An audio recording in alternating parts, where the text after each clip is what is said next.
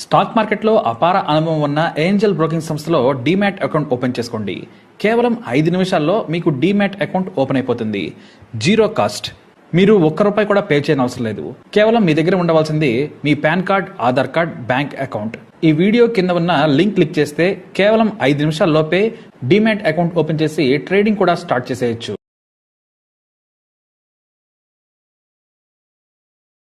రాజస్థాన్ కోటకు దగ్గరలో జలవార్ అనే గ్రామం ఉంది. ఈ విలేజ్లో 2 ప్రేమ కథలున్నాయి. కానీ ఒక లవ్ స్టోరీ పెళ్లి వైపు అడుగులేసింది. రెండవ లవ్ స్టోరీ మాత్రం బ్రేకప్తో చెదిరిపోయింది. కానీ ఈ 2 ప్రేమ కథలు ఒకే ఇంటికి చేరాయి. విధి ఆడిన వింత నాటకమని సినిమా డైలాగ్తో కొడతారో, నీచులు ఎప్పుడూ నీచంగానే ప్రవర్తిస్తారని భావిస్తారో, ఈ స్టోరీ విన్నాక ఖచ్చితంగా మీ అభిప్రాయాన్ని కమెంట్ ద్వారా తెలియజేయండి. పూనం వయసు 16 ఏళ్లు, 10వ తరగతి వరకు చదువుకుంది. అయితే 10th చదువుతున్నప్పుడే ఓ యువకుడితో ప్రేమలో పడింది పూనం. అతని పేరు రాజు ప్రజాపత్. అందరూ రాజు అని పిలుస్తారు. ఈ యువకుడి వయసు 22 ఏళ్లు. ఇతను గ్రామంలోనే చిన్న చిన్న పనులు చేసుకుంటూ వ్యవసాయం చూసుకుంటూ జీవనం సాగిస్తున్నాడు. ఇద్దరు రహస్యంగా ప్రేమించుకోవడమే కాదు, శారీరకంగా కూడా దగ్గరయ్యారు. దాదాపు 18 నెలల పాటు వీరి బంధం సాగింది. అయితే పూనం దారి తప్పుతుందని గ్రహించిన ఆమె తల్లిదండ్రులు పెళ్లి సంబంధాలు చూసేశారు.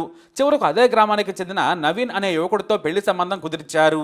అయితే పూనంకు నవీన్ని పెళ్లి చేసుకోవటం ఏమాత్రం ఇష్టం లేదు. దీంతో రాజు లేచిపోదామన్నాడు.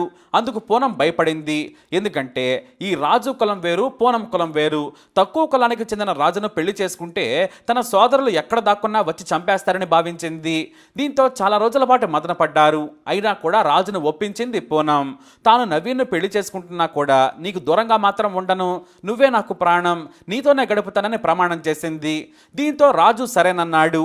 పూనం నవీన్ల పెళ్లికి ఒప్పుకున్నాడు. అలా ప్రేమ జంట బ్రేకప్ చెప్పుకుంది.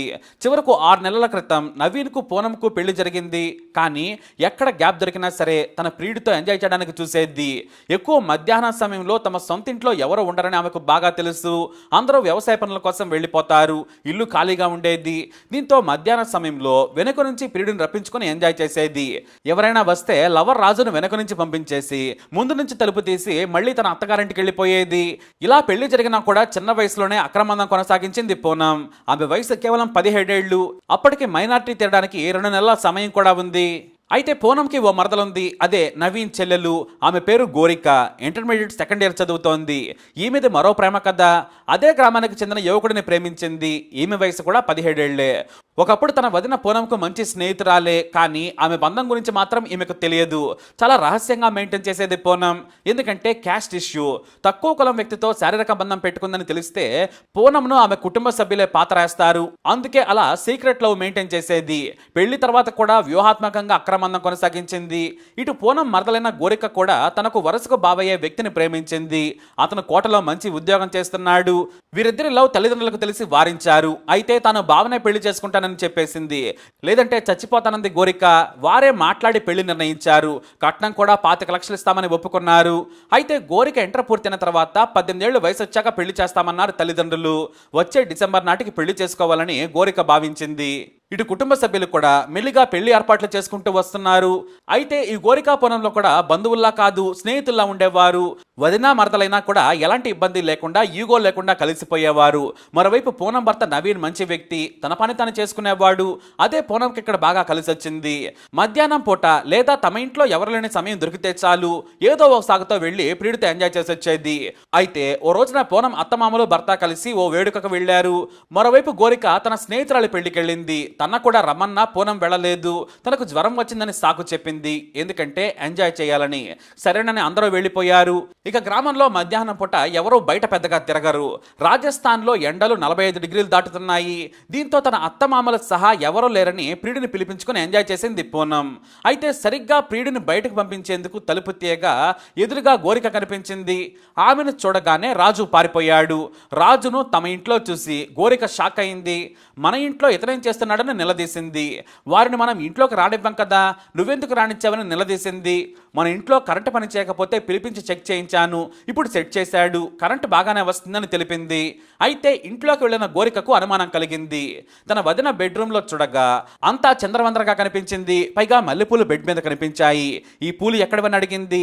మా అమ్మ ఇచ్చి వెళ్ళిందని చెప్పింది. మీ అమ్మ మా అమ్మతో కలిసి ఫంక్షన్కి వెళ్ళింది కదా అంటూ అనుమానించింది. మొత్తానికి తన వదిన దారి తప్పిందని ఆమెకు అర్థమైంది. ఇక రహస్యంగా ఫోన్ గమనించగా చివరి కాల్ రాజు అనే వ్యక్తికి వెళ్ళింది. అయితే పేరు మాత్రం రాణి అని ఉంది. ఆ నెంబర్ని సేవ్ చేసుకున్న గోరిక మొదట ఏమీ అనలేదు. అయితే ఇంత తొందరగా ఎందుకు వచ్చావని గోరికను అడిగింది. ఆ నంబర్ను సేవ్ చేసుకున్న గోరిక మొదట ఏమీ అనలేదు. అయితే ఎంత తొందరగా ఎందుకు వచ్చావని గోరికను అడిగింది. నా ఫ్రెండ్ పెళ్లి కూతురుని చేసిన తర్వాత పంపించాం, ఆమె వెళ్ళిపోయింది. రేపు పెళ్లికి వెళతాను, అన్నయ్యని తీసుకుని వెళతానని చెప్పింది గోరిక. అయితే గోరిక సడన్గా వస్తుందని ఊహించలేదు పూనం. అయితే మన ఇంట్లోకి రాజు వచ్చినట్లు మీ అన్నయ్యకు చెప్పకు, అతన్ని ఎందుకు పిలిచావని నన్ను కొడతాడు, ఈ విషయం వదిలేయమని బ్రతిమలాడింది. కరెంటు బోర్డు రిపేర్ చేయడానికి వచ్చాడని చెప్పు, భయం ఎందుకు, ఇందులో దాచేదేముందని గోరిక అంది. దీంతో పూనంకి భయం వేసింది. ఇక తన జీవితం ముగిసినట్టేనని కంగారు పడింది పూనం. మధ్యాహ్న సమయంలో తన గదిలో పడుకుంది గోరిక. అయితే తన గదిలోకి వెళ్లి డోర్ వేసుకుని ప్రియుడికి సమాచారం ఇచ్చింది పూనం. మన విషయం తెలిసిపోయింది, నువ్వు ఇంటికి వచ్చావని తెలిస్తే నన్ను చంపేస్తారు. ఈ విషయం గోరిక ఇంట్లో చెప్పకముందే ఏదో ఒకటి చేయాలని కోరింది. అయితే నేను వచ్చి చంపేస్తానన్నాడు రాజు. అంతే, పదునైన చాకు తీసుకొని పూనం ఇంటికి వచ్చేశాడు. ఆ సమయానికి గాఢ నిద్రలో ఉంది గోరిక. ఆమె నోటిపై దిండు వేసి బలంగా అదిమింది పూనం. పెరుగులాడుతూ ఉండగానే కత్తితో లోతుగా కట్ చేస్తూ గొంతును కోసేశాడు. అంతే, రక్తం మొత్తం చెందింది. ఆ తర్వాత కొన ఊపిరితో కొట్టుకుంటున్న గోరికను వదిలేసి బయట నుంచి గడియ పెట్టేశారు. అక్కడి నుంచి రాజు పారిపోయాడు. ఇంటికెళ్ళి రక్తంతో తడిచిన బట్టలు మార్చేసుకున్నాడు. మరోవైపు తన బట్టలు కూడా మార్చుకుంది పూనం. రక్తం నిండిన బట్టలను కాల్చేసింది. ఆ తర్వాత గోరిక గది గడియ తీసి తన గదిలోకి వెళ్ళి పడుకుంది. ఇక 4:30కు పూనం భర్త ఇంటికి చేరుకున్నాడు. ఇల్లంతా నిర్మానుష్యంగా ఉంది. తన బెడ్రూమ్లో భార్య పూనం నిద్రపోతోంది. ఆమెను నిద్ర లేపాడు నవీన్. తన చెల్లెలు గోరిక పెళ్లి నుంచి రాలేదా అని అడిగాడు. ఏమో నాకు తెలియదు, నేను నిద్రపోయాను, తలుపును దగ్గరకేసి ఉంచాను, అలానే నిద్ర పట్టిందని బొకాయించేసింది. అయితే గోరిక గది తలుపు తీసి చూడగానే నవీన్ వణికిపోయాడు. బెడ్ మొత్తం రక్తంతో నిండి ఉంది. తన సోదరిని గొంతు కోసి చంపారని తెలిసి కేకలేశాడు. గోరికను ఎవరు చంపారు, నువ్వే చంపావా అంటూ వణికిపోతూ అడిగాడు.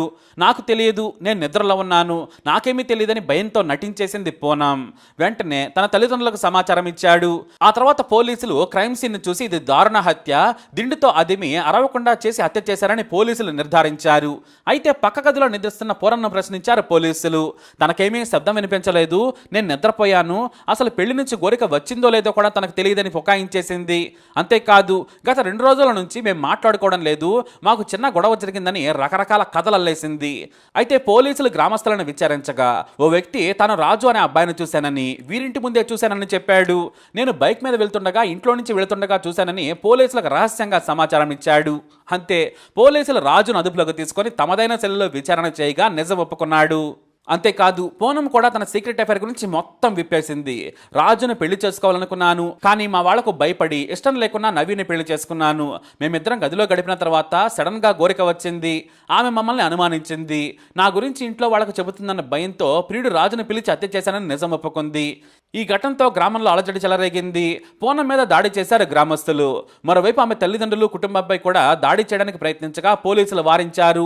పూనంకు రాజుకు కఠిన శిక్ష పడేలా చేస్తామని హామీ ఇచ్చారు పోలీసులు. అలా 2 ప్రేమ కథలు ఒకే చోటకు చేరాయి. కానీ పూనం చేసిన పనికి గోరిక ప్రాణం పోయింది. వదినే తన ప్రాణం తీస్తుందని పాపం గోరిక అసలు ఊహించి కూడా ఉండకపోవచ్చు. అయితే పూనం ఎంత పెద్ద లపాకి అని కూడా ఎవరు ఊహించలేదు. తన పరువు కోసం ప్రాణం తీసింది. హత్య చేసినా దొరకననే ధీమాతోనే గోరికను చంపామని ఇద్దరు క్రిమినల్ లవర్స్ పోలీసుల ముందు ఒప్పుకున్నారు. ఇప్పుడు జైల్లో చెప్పకూడదంటున్నారు. మరి వీరిని ఏం చేయాలి, ఎలాంటి శిక్ష విధించాలి? మీ అభిప్రాయాన్ని కమెంట్ ద్వారా తెలియజేయండి. వీడియో అప్డేట్స్ కోసం మై ఛానల్ ఫాలో అవ్వండి. అలాగే తప్పకుండా సబ్స్క్రైబ్ చేసుకోండి.